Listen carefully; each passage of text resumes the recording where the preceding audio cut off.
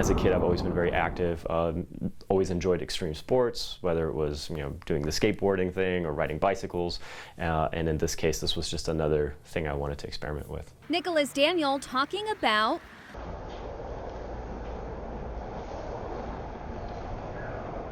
skydiving. Once an amateur, now an expert. To date, he's made more than 10,000 jumps and counting. His love for photography started at an early age, and after falling in love with skydiving, he blended his two passions. The moment is very fleeting, so if you have something like a shot in your head that you would like to create, it takes a lot of practice, a lot of training, and also sometimes a little bit of engineering to try and put that together. Daniel is now known as one of the best behind the camera at 12,000 feet. If you're taking a photograph on the ground, you have, depending on the subject, you have the ability to maybe take a test shot, take a look at the settings, and then be able to adjust until you get that right shot.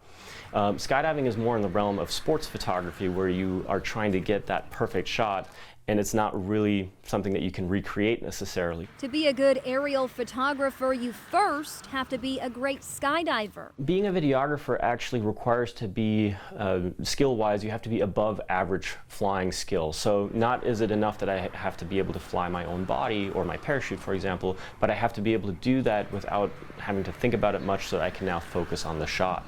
And in addition to that, I have to be very aware of my closing speeds with other people, the distance I'm away from them, and I also have to remain altitude aware. Now, obviously, I can't look at my altimeter constantly because that would ruin the shot. And you have to have good equipment. Daniel's helmet works as his rig, his body, the tripod. This right here is it's called a Cookie Composites fuel helmet. And what it has a platform at the top that allows me to mount the still and video cameras on top. A light will actually tell me if it's on and what status it's in. It's this high-tech equipment that allows Daniel to take great photos without using his hands. This tube essentially is what I blow into, and it connects the connection point back here, and that's what triggers the release of the still camera. So you can hear the shutter being released. Over the years, Daniel has taken many types of photos, all while tumbling to the ground. He's documented other people's jumps, along with formation skydiving teams. He's produced training videos. He also captured the vertical women's world record.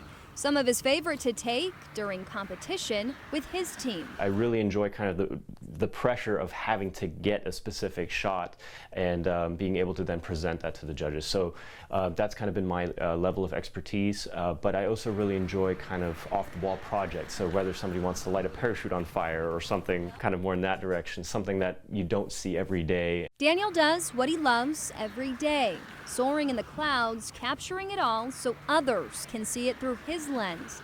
He also gets to share his passion with others who might not get the chance to. Daniel and his wife Brianne support Operation Enduring Warrior. They donate their time to help wounded veterans enter the sport of skydiving. It's this sport that has taken Daniel to heights he never could have imagined. Really, as they become more skilled in skydiving and they start to get more of that sense of freedom, it is really cool to kind of see that switch on. You can kind of see that glint in their eye, and it's really neat to be able to be a part of that and to be able to capture that. Danielle Miller, Fox 10 News.